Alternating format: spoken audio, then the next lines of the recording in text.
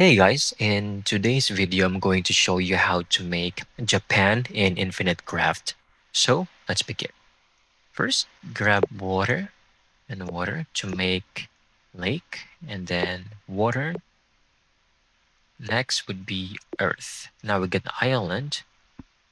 Add another island. Where's my island here? To get continent. Okay. Now we get continent. We're going to grab earth over here and water and then lake. Now we get lily, put that on continent.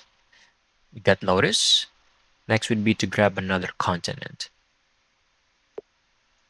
Now we get Asia. We're almost there. We're just gonna need one or two.